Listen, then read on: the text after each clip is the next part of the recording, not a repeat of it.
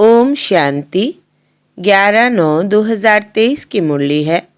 मुख्य रूप से बाबा ने कहा, राम रावण से फारकती दिलाते हैं, रावण फिर राम से फारकती दिला देते। यह बड़ा वंडरफुल खेल है। बाप को भूलने से माया का गोला लग जाता है। इसलिए बाप शिक्षा देते हैं, बच्चे अपने स्वधर्म में टिको। देह सहित देह के सब धर्मों को भूलते जाओ। याद करने का खूब पुरुषार्थ करते रहो। फिर कहा, अब नाटक पूरा होता है, घर चलना है। इसलिए इस शरीर रूपी कपड़े को भूलते जाओ। अपने को अशरीरी आत्मा समझो। फिर कहा, रोज ज्ञान अमृत के मानसरोवर में स्नान कर आत्मा और शरीर दोनों को पावन बनाना है। माया की मत छोड़ बाप की मत पर चलना है। यह अमूल्य संगम का समय है। इस समय श्रीमत पर चल सर्विस करनी है। सच्चा व्यास बन सच्ची गीता सुननी और सुनानी है। रूप बसंत बनना है। अब सुनते हैं महावाक्यों को विस्तार से। बाबा ने कहा, मीठे बच्चे, अब नाटक पूरा होता है, घर चलना है। इसलिए इस शरीर रूपी कपड़े को भूलते जाओ। अपने को अशरीरी आत्मा समझो। प्रश्न है, कौन सा वंडरफुल खेल संगम पर ही चलता है, दूसरे युगों में नहीं? उत्तर, फारकती दिलाने का। राम रावण से फारकती दिलाते हैं, रावण फिर राम से फारकती दिला देते। यह बड़ा वंडरफुल खेल है। बाप को भूलने से माया का गोला लग जाता है। इसलिए बाप शिक्षा देते हैं, बच्चे अपने स्वधर्म में टिको। देह सहित देह के सब धर्मों को भूलते जाओ। याद करने का खूब पुरुषार्थ करते रहो। देही अभिमानी बनो। गीत है जो पिया के साथ है। ओम शांति। मीठे मीठे बच्चों ने नंबरवार पुरुषार्थ अनुसार गीत सुना। हर एक बात में नंबरवार कहा जाता है, क्योंकि यह कॉलेज है अथवा यूनिवर्सिटी कहो। साथ साथ सच्चा सत का संग भी है। सत कहा जाता है एक को, वो एक ही बार आते हैं। अब इस समय तुम सच सच कहते हो कि हम सत के संग में हैं। तुम ब्राह्मण ही उस सत कहने वाले ज्ञान सागर के सम्मुख बैठे हो। गाया भी जाता है, जो पिया के साथ है उनके लिए ज्ञान की बरसात है। पिया पिता को कहा जाता है। तुम बच्चों के सम्मुख पिया की ज्ञान बरसात है। तुम बच्चे जानते हो बरोबर, ज्ञान सागर पतित पावन अब हमारे सम्मुख है। हम पतित से पावन व कांटे से फूल बन रहे हैं। फूल बन जाएंगे, फिर यह शरीर नहीं रहेगा। कली भी आहिस्ते आहिस्ते खिलती जाती है, फट से खिल नहीं जाती। खिलते खिलते फिर कंप्लीट फूल बन जाती है। अभी कोई भी कंप्लीट फूल नहीं बने हैं। यह तो कर्मातीत अवस्था हो जाती है। देही अभिमानी तो अंत में ही बनना है। अभी तुम सबका पुरुषार्थ चल रहा है।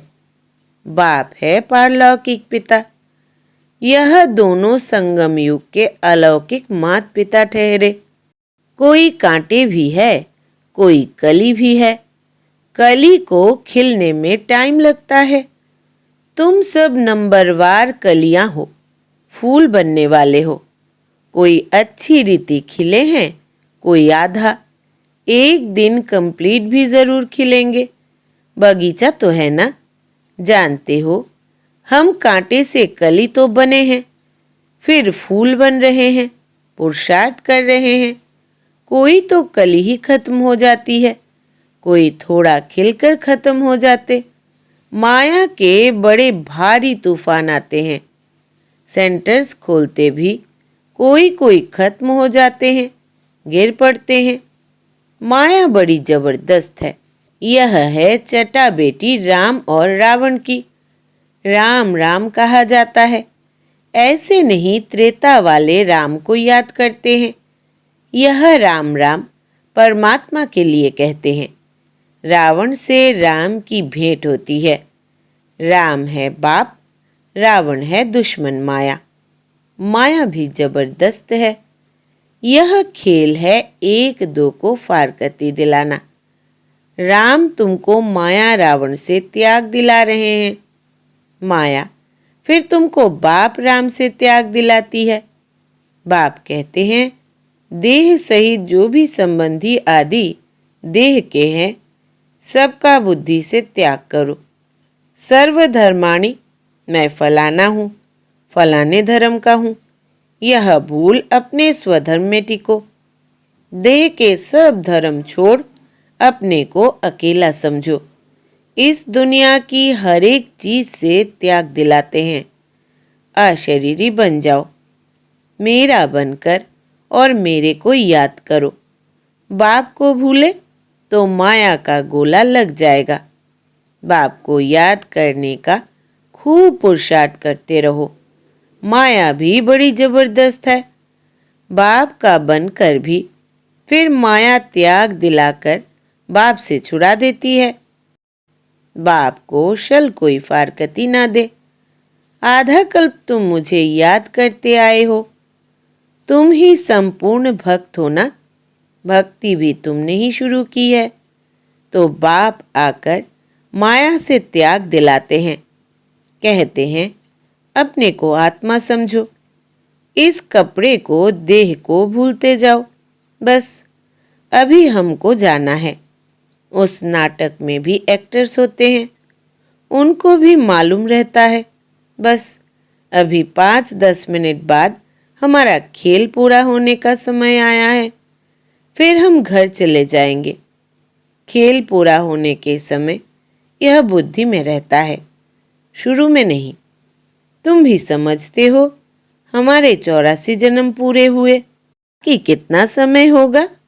तुम कहेंगे, हम कब स्वर्ग का सुखधाम में जाएंगे।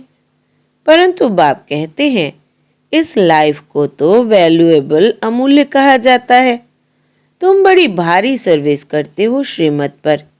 सिर्फ तुम पांडव ही श्रीमत पर चलते हो। गीता आदि में यह बातें नहीं है। यह बाबा बहुत ही शास्त्र आदि पढ़ा हुआ है, गुरु किए हुए हैं।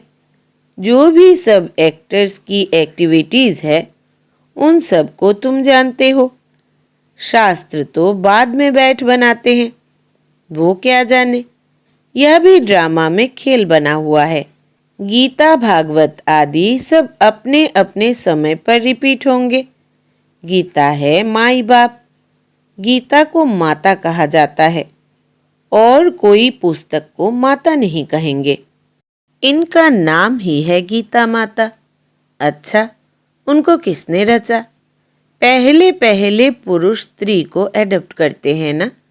पुरुष शादी करते हैं तो मुख से कहते हैं, यह मेरी स्त्री है, तो रचता हुए ना।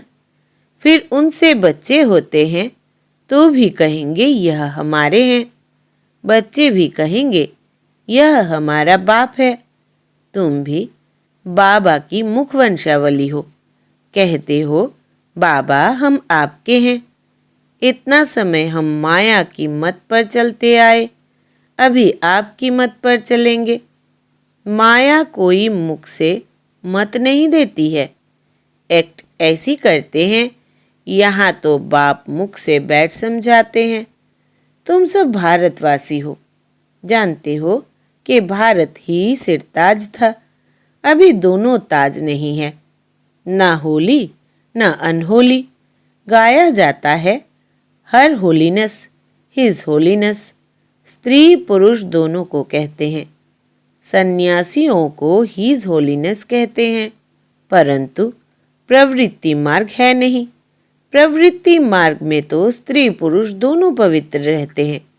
सो तो सतयुग में दोनों पवित्र होते ही है, जिसको कंप्लीट पवित्र कहा जाता है। आत्मा और शरीर दोनों पवित्र रहते हैं। यहाँ पतित दुनिया में दोनों पवित्र तो हो ना सके, तो अभी तुम बाप के सम्मुख सुन रहे हो, जिसको ज्ञान बरसात कहा जाता है। वो है विष की बरसात, यह है ज्ञान अमृत की बरसात। गाते हैं ना, अमृत छोड़ विष काहे को खाए। तुमको अब ज्ञान अमृत मिल रहा है। भक्ति मार्ग में तो ऐसे ही सिर्फ गाते रहते हैं। अभी तुमको प्रैक्टिकल में ज्ञान अमृत मिलता है।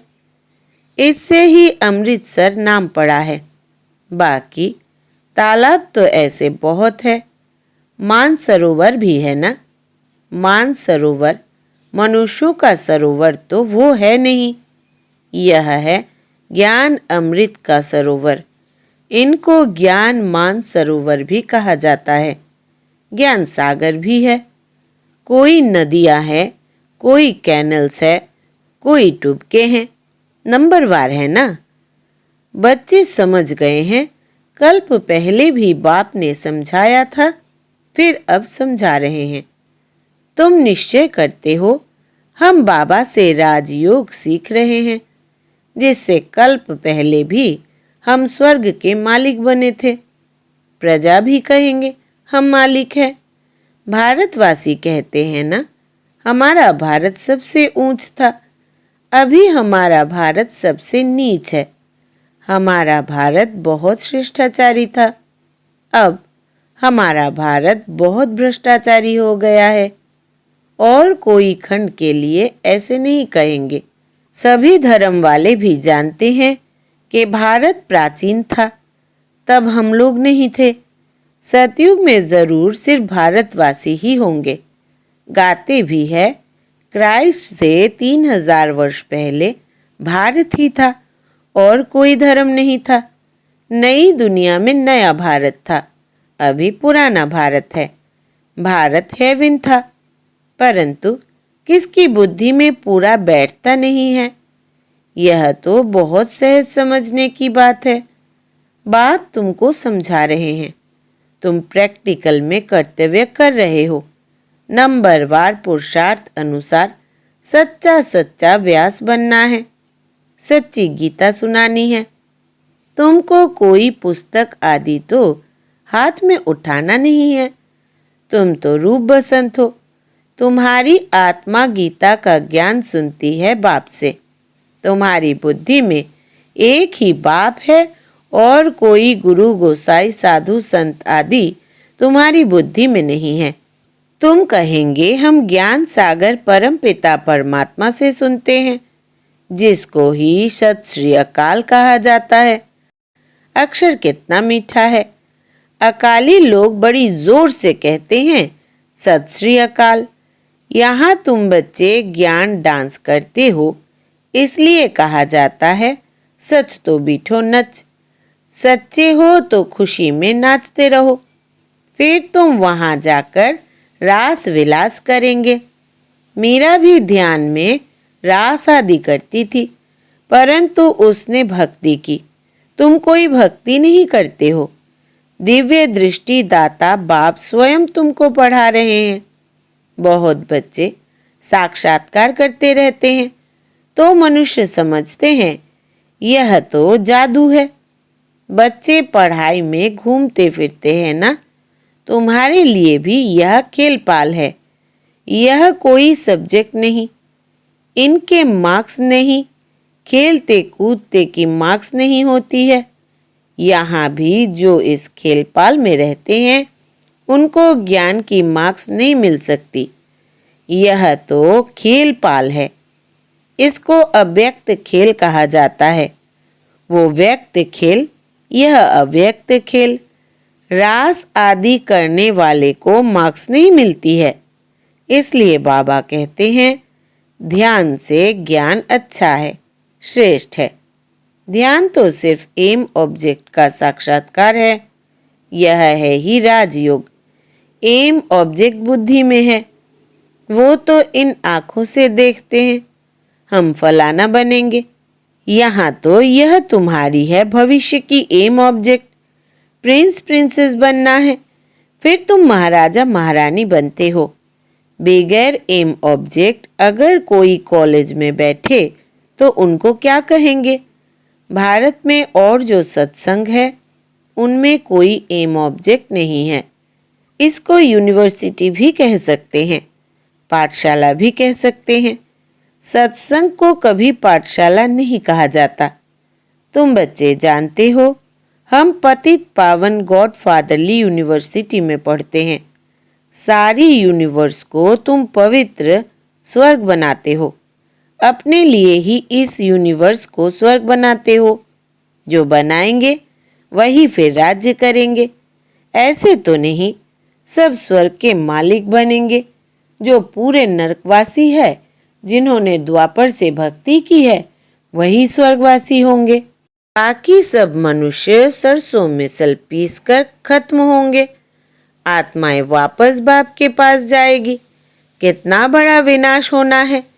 अभी तो बहुत प्रजा है, कितना बैठ गिनेंगे, एक्यूरेट गिनती कर न सके। दुनिया में कितने मनुष्य हैं, यह सब खत्म हो जाएंगे। बच्चों को बनेन ट्री का भी मिसाल बताया गया है। कलकत्ते में बहुत बड़ा झाड़ है। इसमें थूर अर्थात फाउंडेशन है नहीं, बाकी सारा झाड़ खड़ा है। अभी देवी देवता धर्म भी है, परंतु उनका नाम प्रायलोप है। ऐसे नहीं कहेंगे कि फाउंडेशन है ही नहीं। सड़ा हुआ भी कुछ न कुछ निशान तो रहेगा ना। प्रायलोप का अर्थ ही है बाकी थोड़ा रहा है। चित्र है, भारत में लक्ष्मी नारायण राज्य करते थे। यह तो बड़ा सहज है, परंतु माया रावण बुद्धि को ताला लगा देती है। परमपिता परमात्मा है बुद्धिवानों की बुद्धि। मनुष्यों में बुद्धि है, परंतु ताला लगा हुआ है। पत्थर बुद्धि हो गए हैं। अब बाबा फिर से तुमको पारस बुद्धि बनाते हैं, आत्मा को बनाते हैं। बुद्धि आत्मा में रहती है ना। कहा जाता है ना, तुम तो पत्थर बुद्धि भैंस बुद्धि हो। यहाँ भी ऐसे है। कुछ भी समझाओ तो समझते नहीं, श्रीमत पर चलते नहीं। श्रीमत तो सदैव कहेंगे, बच्चे अंधों की लाठी बनो।